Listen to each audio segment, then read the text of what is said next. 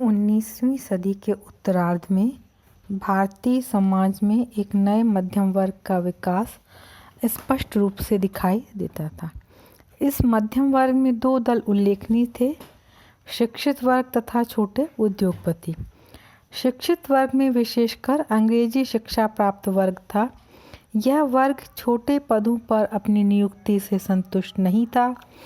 वह अपनी योग्यता के आधार पर प्रतियोगी परीक्षाओं के माध्यम से उच्च पद प्रशासन में प्राप्त करना चाहता था। इसी तरह से छोटे उद्योगपति इंग्लैंड के आर्थिक बंधनों से मुक्ति चाहते थे।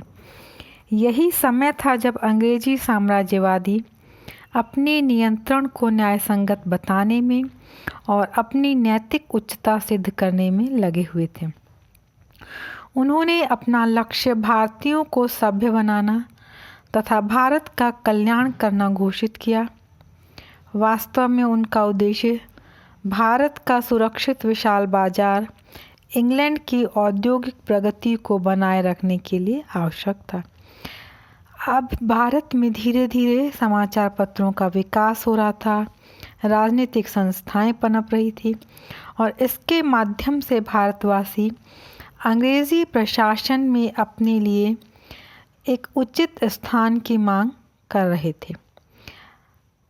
अब स्पष्ट होता जा रहा था कि अंग्रेजी प्रशासनिक नीति में और उनके जो घोषित लक्ष्य हैं उनमें बहुत बड़ा अंतर है। अंग्रेज़ों की कथनी और करनी में अंतर है। उनकी कथनी और करनी में अंतर जो भारतीय समाचार पत्रों द्वारा और संस्थाओं द्वारा बताया जा रहा था, उसने अंग्रेजी साम्राज्यवाद के लिए जटिल समस्या उत्पन्न कर दी। इस जटिल समस्या को हल करने के लिए अंग्रेजी प्रशासकों और राजनीतिज्ञों ने दो विचारधाराएं प्रस्तुत की।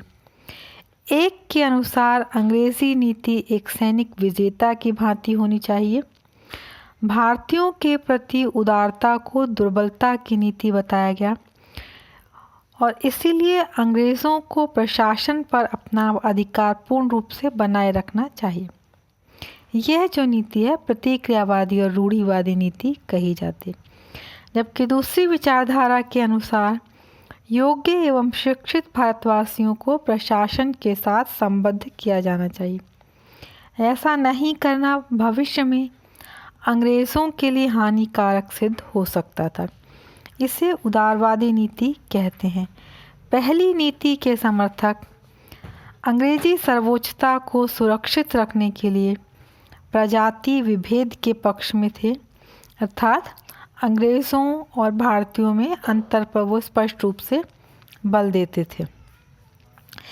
वे शिक्षित वर्गों की आलोचना से बचने के लिए भारतीय अभिजात तथा सामंत वर्गों का समर्थन लेने का प्रयास करते थे, जबकि दूसरी नीति के अनुयायी भारतवासियों को स्थानीय स्तर पर कुछ प्रशासनिक अनुभव का अवसर प्रदान करना चाहते थे।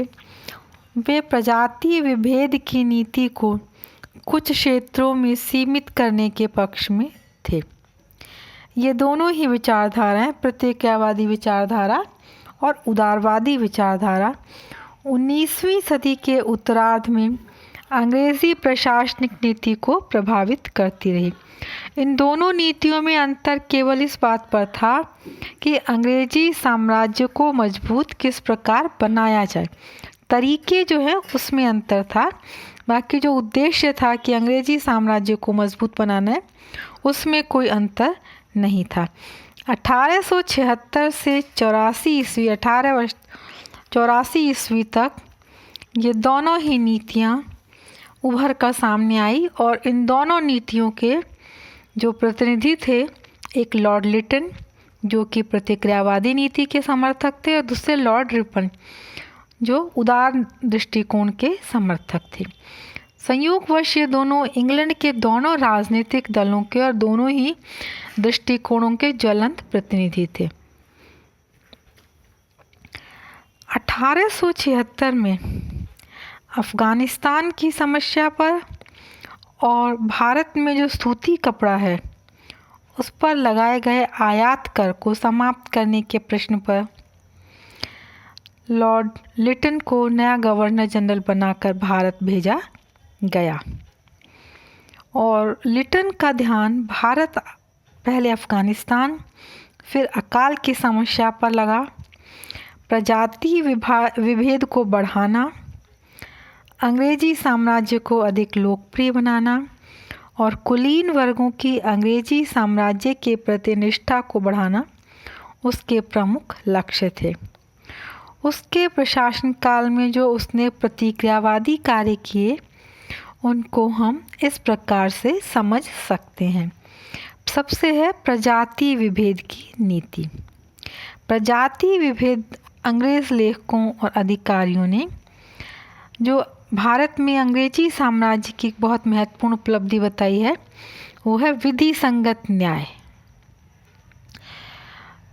और न्याय की भावना।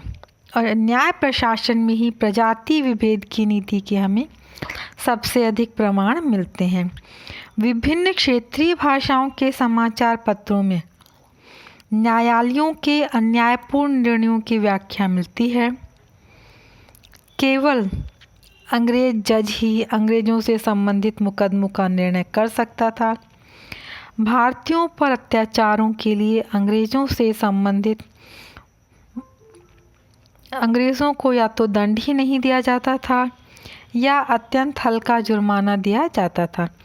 1876 में एक अंग्रेज़ वकील फुलर ने अपने कोचवान को इतना मारा कि वह मर गया। आगरा के मजिस्ट्रेट लीड्स ने उस पर 30 रुपया जुर्माना कर दिया। यह सामान्य घटना थी, इसीलिए उत्तर पश्चिमी प्रदेश सरकार अथवा इलाहाबाद हाई कोर्ट ने इस ओर कोई ध्यान नहीं दिया। लेकिन क्षेत्रीय भाषाओं के समाचार पत्रों ने इसकी आलोचना की।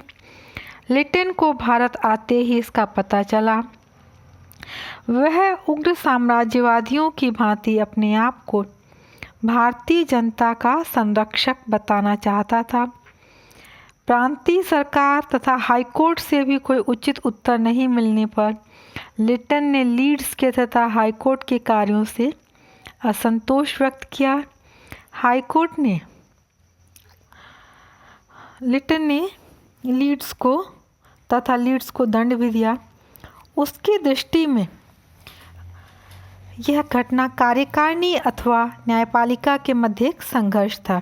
हाईकोर्ट ने लिटन के कार्य को न्यायालय की स्वतंत्रता में एक बाधा बताया और हाईकोर्ट को गवर्नर जनरल के नियंत्रण से मुक्ति के सिद्धांत का भारत सचिव ने खंडन किया। लेकिन लिटन ने शीघ्र ही लीड्स के विरुद्ध दिए गए दंड को रद्द कर दिया और प्रजाति विभेद की नीति यथास्थिति रही। एक दूसरा जिसमें प्रजाति विभेद की नीति सबसे ज़्यादा उभर कर सामने आती है, एक अन्य रूप जो है वो है स्टैट्यूटरी सिविल सर्विस।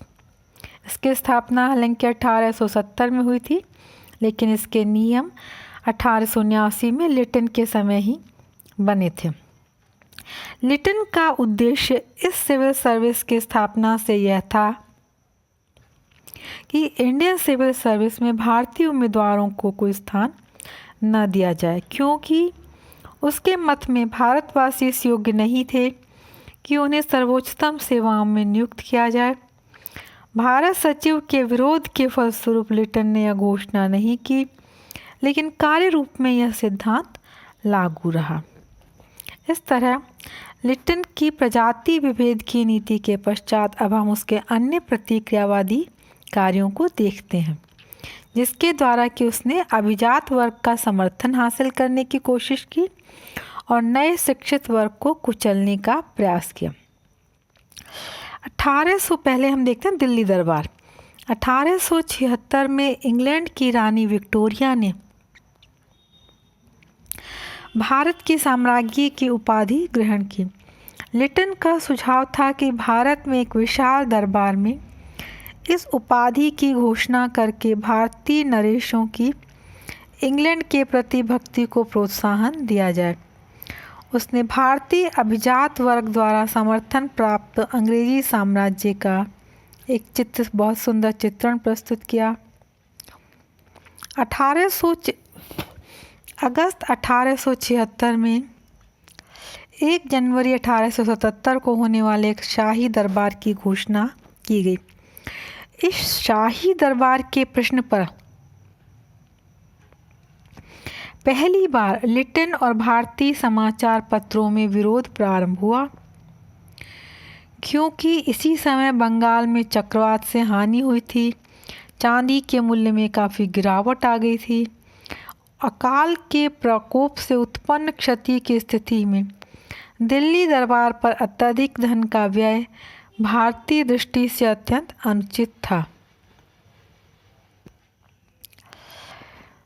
दूसरा है शस्त्र अधिनियम। भारतवासियों को शस्त्र रखने की सुविधा बहुत पहले से उपलब्ध थी। इन शस्त्रों की आवश्यकता निजी संपत्ति तथा कृषि की सुरक्षा के लिए आवश्यक थी।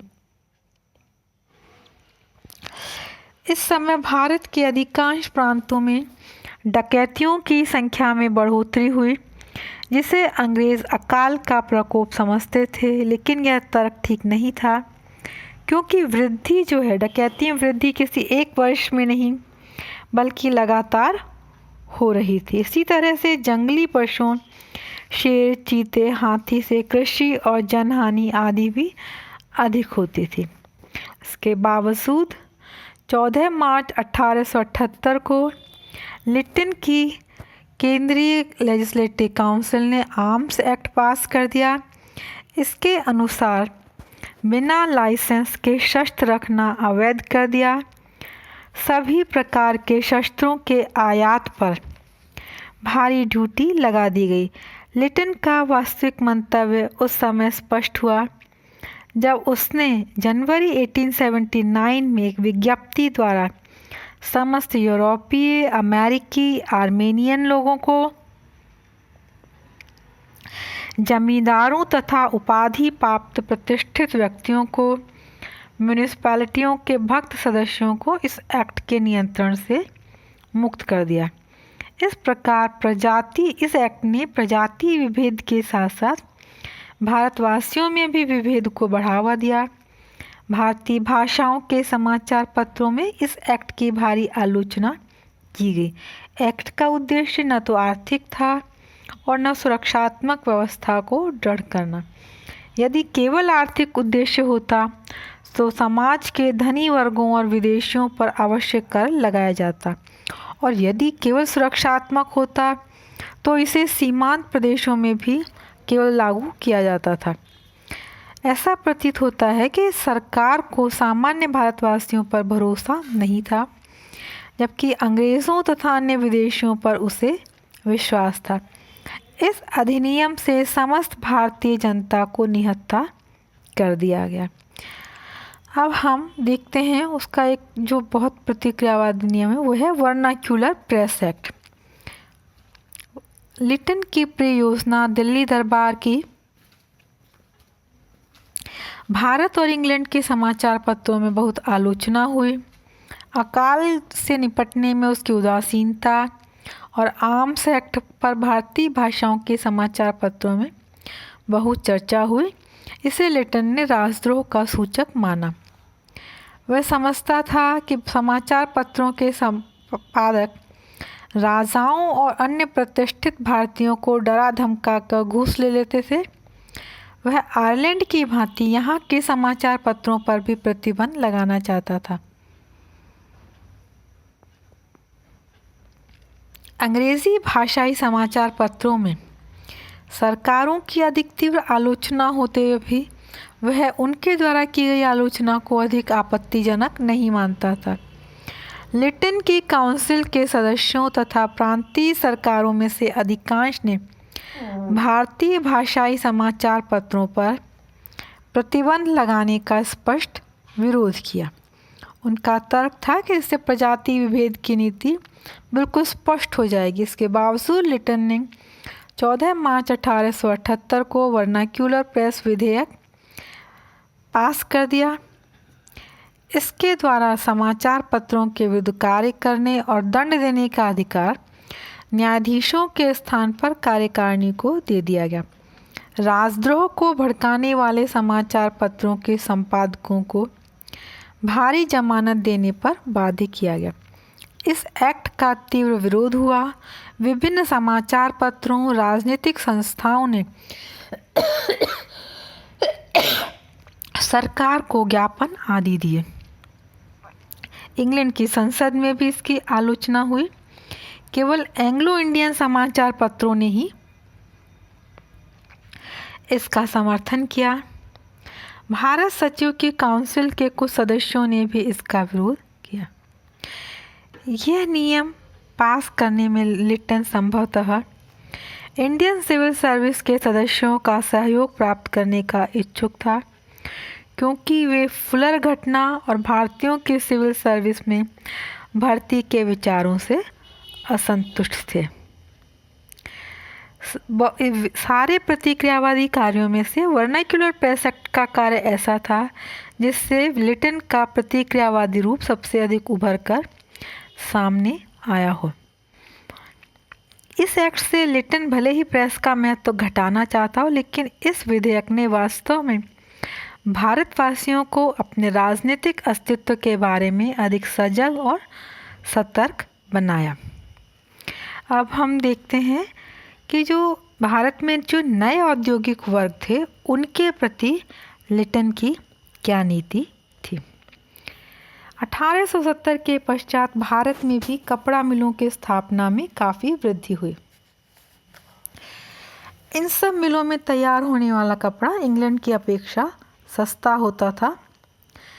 तो इंग्लैंड में लंकाशायर और मैनचेस्टर के कपड़ा मिल मालिकों को भारत में कपड़ा मिलों के विकास से ऐसा लगा कि उनका जो सुरक्षित बाजार है बंद हो जाएगा। इसीलिए उन्होंने भारत में इंग्लैंड से आयात होने वाले कपड़े पर लगे कर को समाप्त करने की मांग की।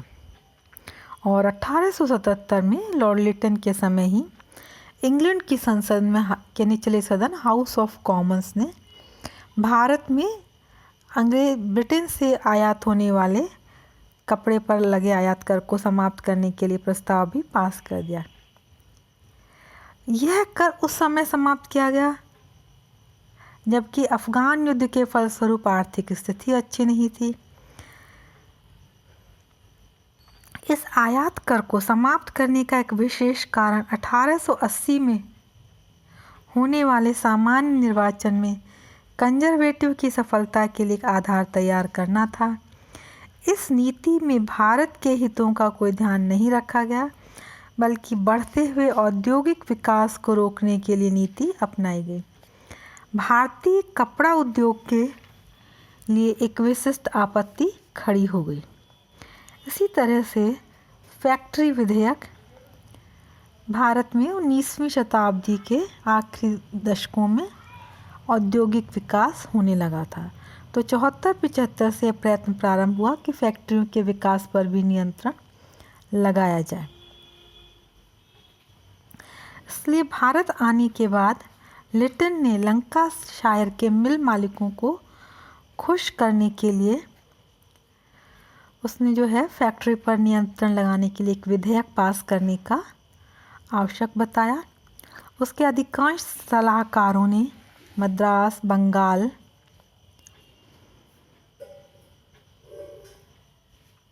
उत्तर पश्चिमी प्रांत की सरकारों ने फैक्ट्री विधेयक को अनावश्यक बताया। बम्बई और पंजाब की सरकारों ने इस प्रकार के विधेयक का स्वागत किया। भारतीय समाचार पत्रों ने इस प्रकार के विधेयक को मैनचेस्टर के उद्योगों को बढ़ावा देने और भारत के उद्योगों के विकास को रोकने में सहायक बताया। लिटन ने इस आशय का एक उद्देश्य काउंसिल ने प्रस्तुत किया जो उसके समय में पास नहीं हो सका, लेकिन लिटन के जो सारे कार्य थे वो प्रतिक्रियावादी और प्रजाति विभेद को स्पष्ट करते थे। इसमें प्रजाति भेद की नीति, arms act, vernacular press act, statutory civil service, अकाल के समय दिल्ली दरबार आदि नीतियों से उसके साम्राज्यवादी प्रशासन का स्वरूप स्पष्ट हुआ। मध्यम वर्ग की अपेक्षा अभिजात वर्ग का समर्थन भी उसी स्वरूप की व्याख्या थी। भारतवासियों की सहानुभूति उसके प्रशासनिक कार्यों से उत्पन्न असंतोष के फलस्वरूप 1880 के इंग्लैंड में हुए निर्वाचन में लिबरल दल के साथ हो गई। परिणाम स्वरूप लॉर्ड लिटन को त्यागपत्र देना पड़ा।